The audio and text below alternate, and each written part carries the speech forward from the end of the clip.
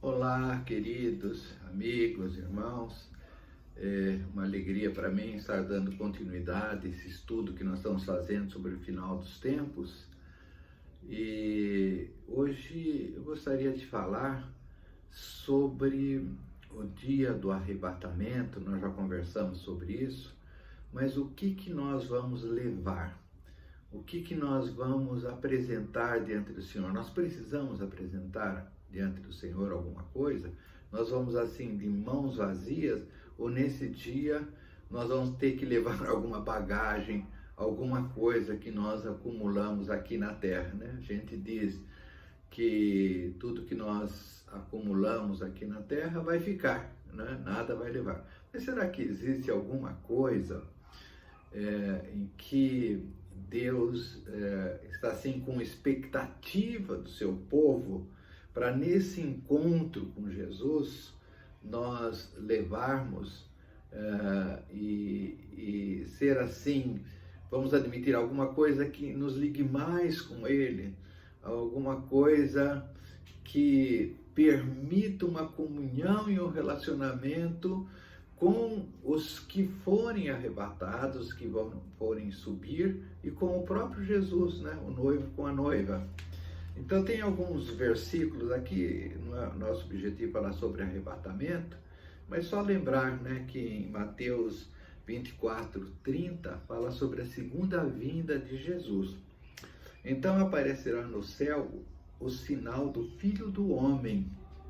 Todos os povos na terra se lamentarão e verão o Filho do Homem vindo sobre as nuvens com poder e muita glória. Nós sabemos que a Bíblia não fala quando vai ser isso exatamente, dia e hora, não sabemos, mas temos estudado os tempos, as estações, e que isso está muito próximo, né? Então está falando da segunda vinda de Jesus.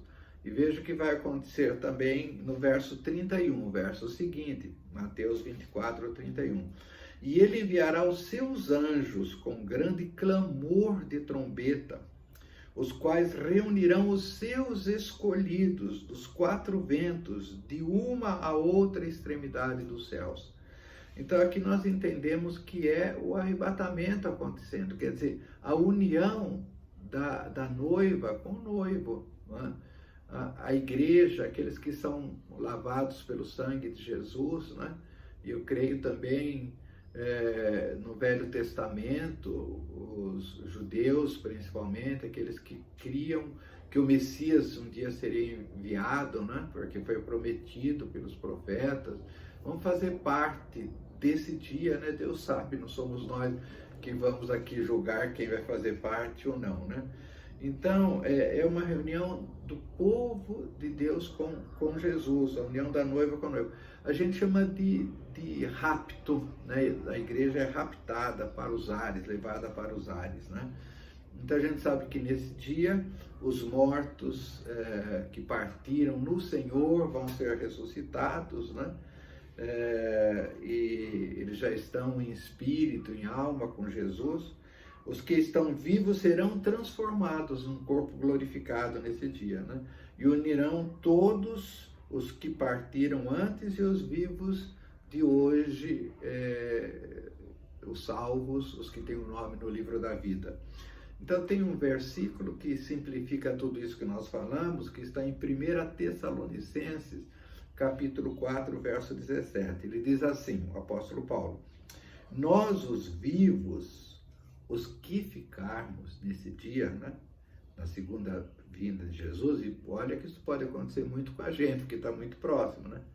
Nós, os vivos, os que ficarmos, seremos arrebatados, veja, o termo é arrebatado, juntamente com eles. Quem são eles? São os mortos em Cristo que foram ressuscitados. Então, eles ressuscitam primeiro e os vivos, então, serão arrebatados logo após.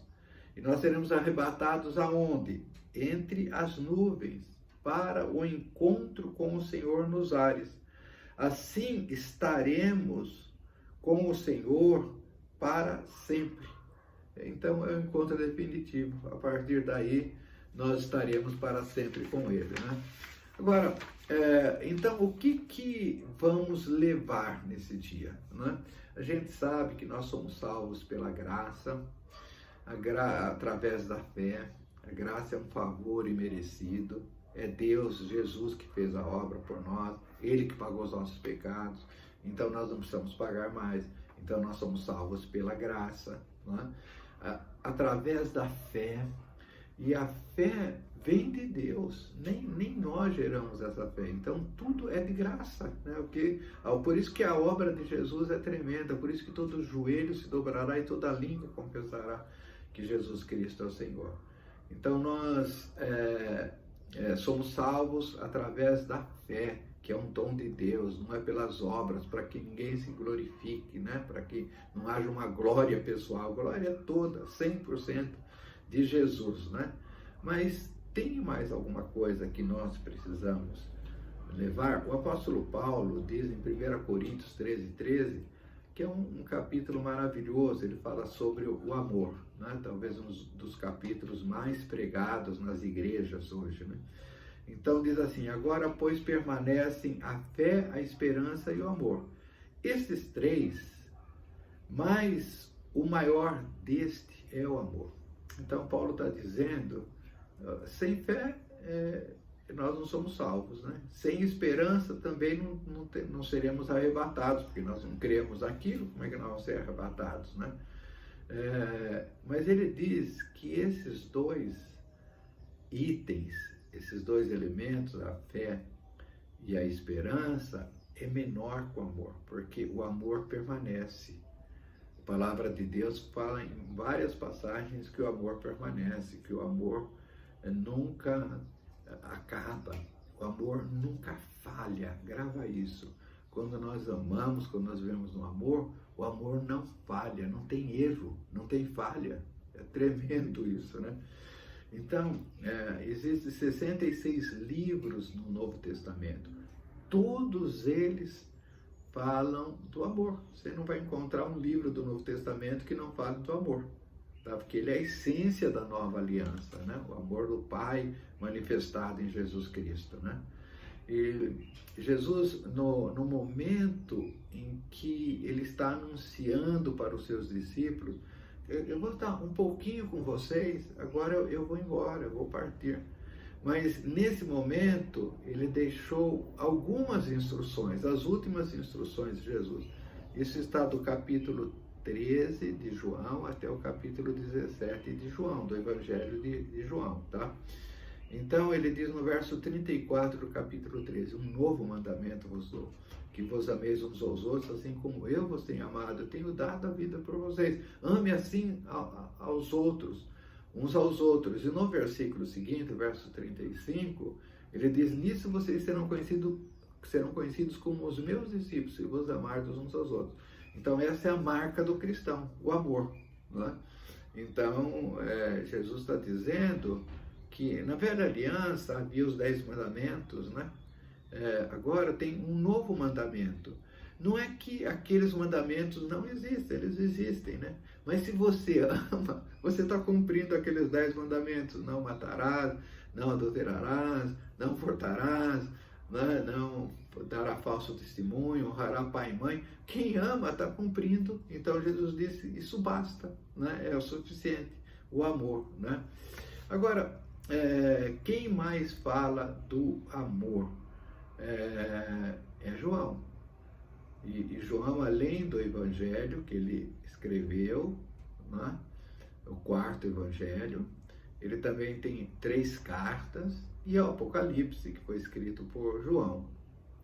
E no capítulo 4 da primeira carta de João, do verso 7 ao verso 21, nós vamos ver alguns versículos, é a parte da Bíblia que mais fala sobre o amor. Existem 15 versículos e João fala 29 vezes sobre o amor, né? Amarás, amado, amor, né? Nós vamos encontrar praticamente cada versículo 2 vezes citando o amor. Então veja que importância, que relevância é nós pensarmos se nós estamos vivendo, porque o que realmente nós vamos levar no dia do arrebatamento é amor. Sem esse amor, esse casamento não tem liga, porque Deus é amor, da parte dele é o amor. E o amor de Deus foi derramado dentro de nós pelo Espírito Santo de Deus, o amor do Pai, tá? Isso está em Romanos 5,5. Então, significa que sem amor não vai existir a liga. Agora, por que nós não precisamos mais de fé e de esperança? Nesse dia nós não precisamos mais de fé. Porque fé, a gente olha para o passado. Esperança, nós olhamos para o futuro. A fé, nós olhamos para a cruz. Nós olhamos para a obra de Jesus. Essa é a fé que salva. Quem crer e for batizado será salvo, diz a palavra. Isso é o que importa para a gente, essa fé. Não é? Então nós olhamos para o passado. A esperança é uma espécie de fé também, né? Só que nós olhamos para o futuro.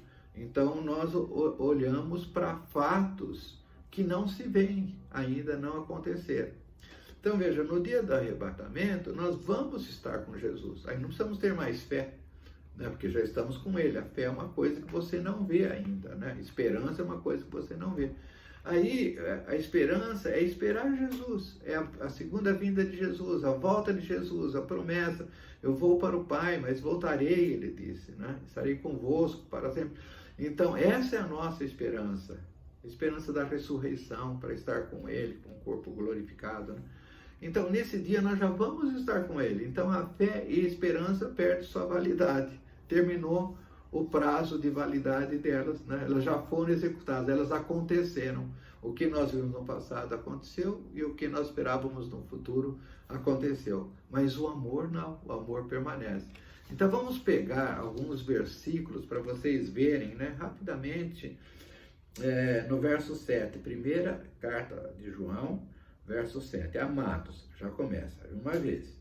Amemo-nos uns aos outros, duas vezes, amor. Porque o amor procede de Deus. 3 vezes amor. E todo aquele que ama é nascido de Deus e conhece a Deus. Só nesse versículo ele fala 4 vezes do amor. Então ele está dizendo que o amor procede de Deus. Entenda bem que quando a Bíblia fala do amor, não é esse amor humano, né? O amor pessoal. Então existe o amor eros, né?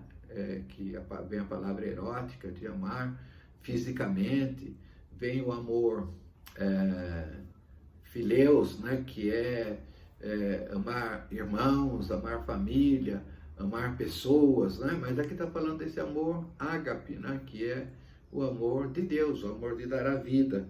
Então ele diz que todo aquele que ama é nascido e conhece a Deus. Então esse amor vem de Deus. A gente só pode amar quando nós conhecemos a Deus, quando nós temos experiência através de Jesus Cristo com Deus. Ele nasce de Deus, né? A gente vai ver que Deus é amor. E diz assim, verso 8, aquele que não ama não conhece a Deus, pois Deus é amor. Então esse tipo de amor, de se doar, de se entregar, de dar até doer, como dizia a Madre Teresa de Calcutá, esse tipo de amor é o amor de Deus. Se a gente não tem isso, é porque a gente não conhece a Deus. Nisto, verso 9, nisto se manifestou o amor de Deus em nós, em haver Deus enviado o seu unigênito para o mundo, para vivermos por meio dele. Então, como é que o amor se manifesta? O amor, ele se personaliza na pessoa de Jesus. Então, Jesus é enviado pelo Pai, né? Como a gente diz, ele vai trocar a sua coroa de glória por uma coroa de espinho. Então, esse amor, quem é o Pai que ama, que oferece o Filho em sacrifício, né? Um sacrifício vivo? Então, é o Cordeiro de Deus. Então, nisso manifesta o amor de Deus. Então, ele diz no verso 10, nisto consiste o amor, não em que nós tenhamos amado a Deus, mas que ele nos amou e enviou o seu Filho como propiciação pelos nossos pecados. Então, veja, o amor vai crescer, esse amor dentro de nós, quando nós entendemos isso. Que ele nos amou ao ponto de oferecer o seu unigênito, o seu Filho amado, para propiciação, para pagar os nossos pecados. Ele levou os nossos pecados. Quem está em Cristo Jesus não tem mais condenação. Né? Às vezes o inimigo vem fazer certas acusações, mas nós somos lavados por esse sangue. Então no verso 11 ele diz: amados, se Deus de tal maneira nos amou, devemos nós também amar uns aos outros. Pronto, aqui é o que Deus está esperando. Ele deu o testemunho, ele deu a realidade. Agora nós vamos amar na mesma proporção que Cristo amou. Ninguém jamais viu a Deus.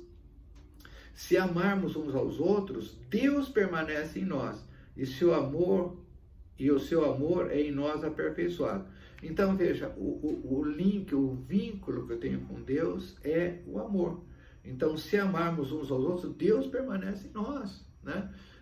Existe um verso no capítulo 3 da primeira carta de João que diz: nisso conhecemos que nós passamos da morte para a vida, que nós somos salvos, se nós amarmos uns aos outros. Se você não ama com esse amor de Deus, é porque você não passou da morte para a vida.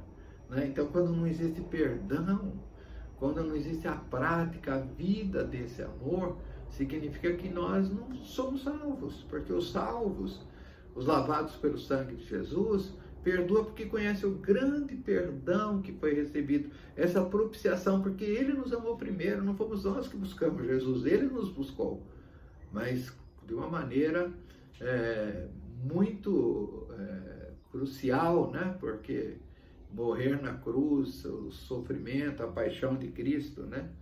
Então no verso 16 diz: e nós conhecemos e cremos no amor. Veja aí, nós conhecemos e cremos no amor que Deus tem por nós.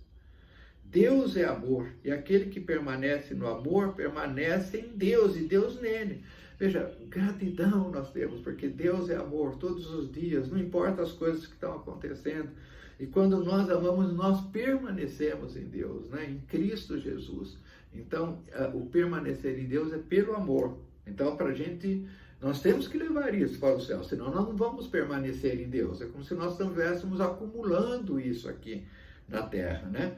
Onde está o seu tesouro, está o seu coração.